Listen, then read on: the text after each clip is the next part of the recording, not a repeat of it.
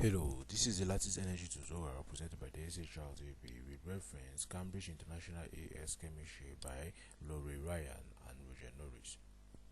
So Lattice Energy tutorial. So the learning outcome, you should be able to explain and use the term lattice energy, explain and use the term ionization energy, enthalpy change of atomization and enthalpy and electron affinity, construct the Born-Haber cycle, use the Born-Haber cycle to calculate the lattice energy, explain in qualitative terms the effect of ionic charge and ionic radius on numerical magnitude of lattice energy, interpret and explain the qualitative strength in thermal stability of nitrate and carbonates. We have group 2 elements in terms of charge density and cation. Apply Hess's law to construct the energy cycle to determine the enthalpy change of solution and the enthalpy change of hydration. So interpret and explain the qualitatively the variation in solubility of group 2 sulfate in terms of relative value of enthalpy change of hydration and corresponding lattice energy. So that's the outcome.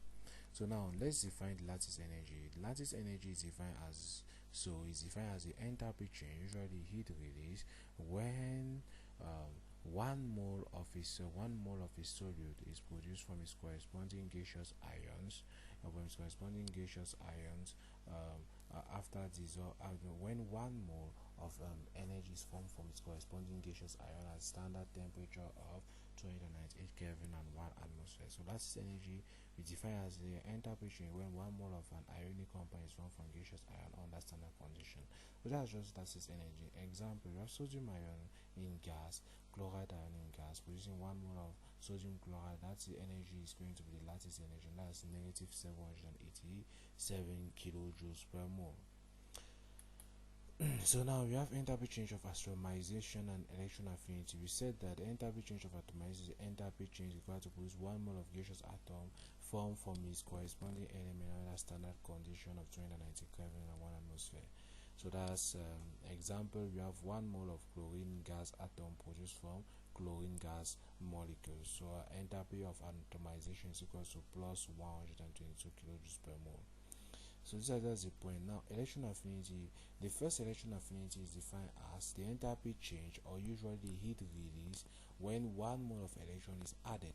So the enthalpy change when 1 mole of electron is added to 1 mole of gaseous atom to form 1 mole of when 1 mole of electron is added to 1 mole of gaseous atom to form 1 mole of gaseous negative ions under standard condition of 298 kelvins and 1 atmosphere. So example: we have chlorine gas plus 1 electron to produce chlorine ions gas. So that's the standard enthalpy change of that electron affinity 1 is going to be negative 348 kilojoules per mole. So you should note that the change is from the gaseous atom to gaseous negative. So it should not the atom should not be solid. So it should be gaseous. The enthalpy change from the first electron affinity is generally exothermic and is negative. So it's generally exothermic. So the next point to put in mind is the Born-Haber cycle. So we have components of Born-Haber cycle.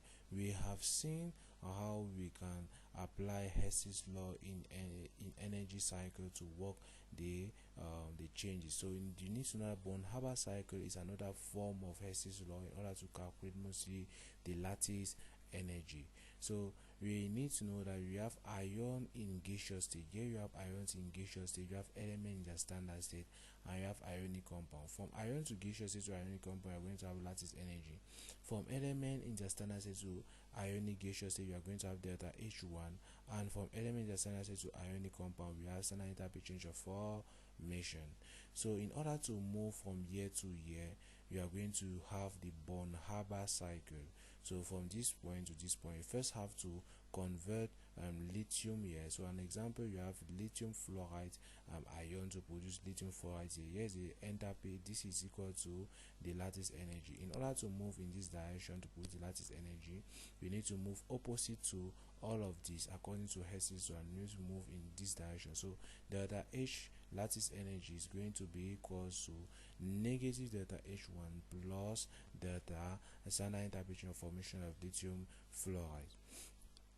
So now, so we need to say that what, in order to move from lithium solid plus half fluoride ion gas to this point here, we are going to say that what, we are going to say that lithium solid is going to first have a standard enthalpy change of atomization to produce lithium gas. That is first point. So that's step one. Step two, we are going to have lithium gas is going to have going to release electrons by the first ionization energy. So that's the first ionization energy to produce lithium ion gas. And then fluoride ion now is going to break down. You have standard enthalpy change of atomization of the fluoride ion. So standard enthalpy change of atomization of fluoride ion is step 3. And lastly, in this step, we are going to have the combination of one electron with fluoride ion. That's the first ionization energy of fluoride in step 4. So all of that is going to produce delta H1. So when you have the value of this delta H1, which is actually a standard enthalpy change of atomization of lithium plus a standard enthalpy change, the first ionization energy of lithium plus standard enthalpy change of atomization of fluoride ion plus first ionization energy plus electron affinity of fluoride, we are going to have delta H1. And now we need to say that what standard enthalpy change of lattice energy is going to be equals to delta HF, that's standard enthalpy change of formation of lithium fluoride minus all delta H1, so all what I've calculated. So when you have all these values, say that delta HF is going to be negative 617. You have this value as 161, this value as 502, and when you add all, your answer is going to be negative 1049 kilojoules per mole, and this is the value of the lattice energy. Usually lattice energy is going to be negative. So in order, this diagram here can also be drawn as a Born-Haber cycle. So in the Born-Haber cycle, you say that energy to move from this, at this position, the energy is going to be 0. To move from here to here, you are going to have a negative energy, loss of energy. Now you are going to move from this point to this point, and you're going to increase energy. Move from this is step 2, you have another increase in energy. Then you move in step 3, another increase in energy. Then step 4, which is first electron affinity, you're going to have a decrease in electron in energy. And then you have step 5, which is the lattice energy formation. So that's the Born-Haber cycle for the level diagram for lithium fluoride.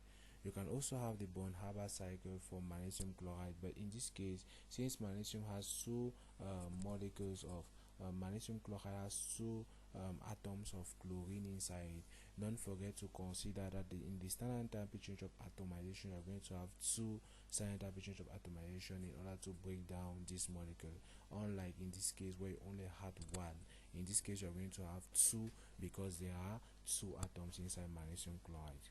So that's a point to put in mind. So now the factors affecting the value of lattice energy. So you need to know that this factor affecting the lattice energy, you need to know that lattice energy can be compared as the electrostatic energy. And electrostatic energy is given as Q1 Q2 all over 4 pi epsilon 0 R. So we need to know that, so you have different factors. So you have the size of the ion. So we have size of the charge of the ion increase the lattice energy, become less exothermic. So that's if the size of the ion increase, that's the energy become less exothermic. This applies to both the anion and cation. For given anion, we have e.g. fluoride. So we need to know that there are two methods of calculation of lattice energy. There's experimental method of calculation of lattice energy, and there is the formula method where you have Q1 Q2 all over 4 pi epsilon. So now we need to know that this formula method is actually the method by which you consider when you consider the lattice energy to be produced from a metal which is mostly ionic. Now when you calculate it experimentally, you consider both the ionic and covalent character.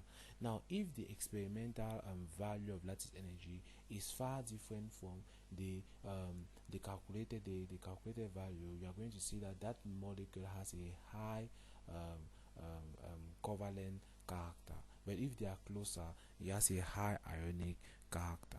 So lattice energy and ion size. So we have as the size of ion increase, the lattice energy become less exothermic. So if there is more, the more it is covalent, then it is less going to form. So the lattice energy is going to be less exothermic. So for given anion, so the lattice energy get lesser exothermic as the size of cation increases. So we have, for a given anion, let's say the lattice energy get less exothermic.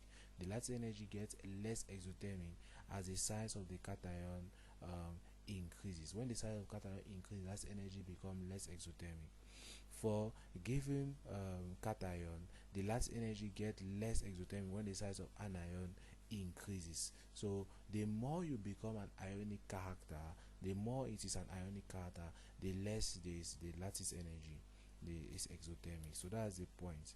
So we have ion polarization. We need to know that for polarization of the covalent bond to occur, the first point is that the cation should be large in size. The cation, for ionization of the, we have ionization of the covalent bond. In order for ionization of covalent bonds to occur, we need to use the concept of electronegativity.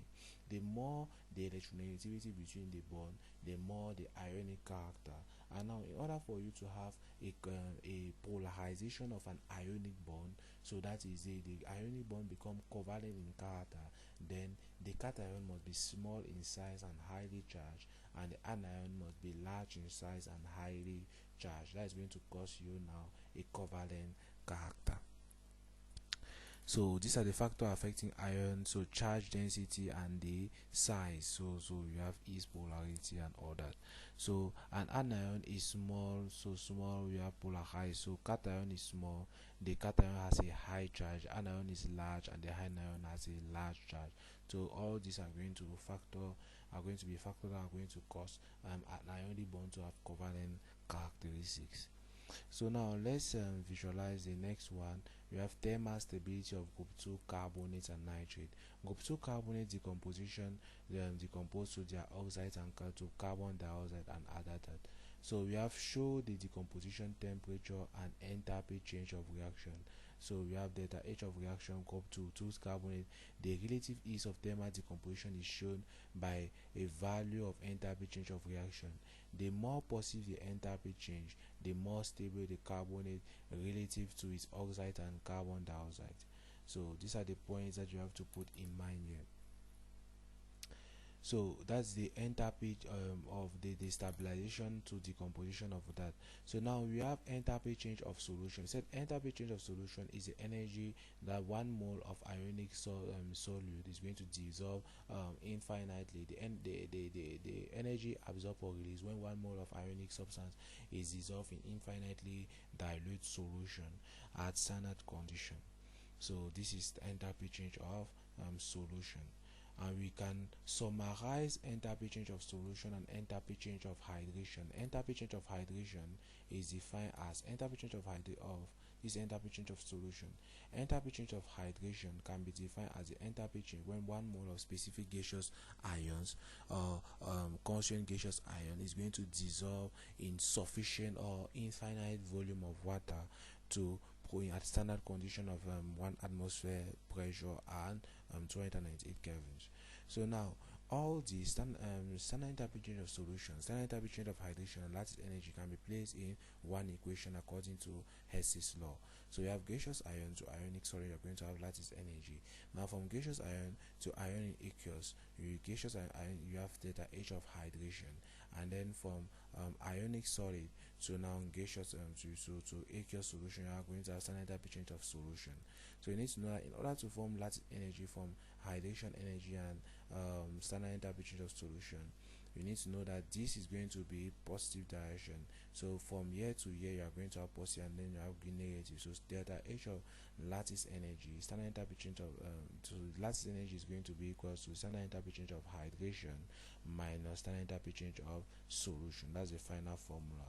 Or you can see standard enthalpy change of hydration is equal to standard lattice energy plus standard enthalpy change of solution. So that's the point. So from here we have visualized most of the things which have been seen inside lattice energy. So thanks for your kind attention. Please don't forget to like and subscribe for the channel. Thank you.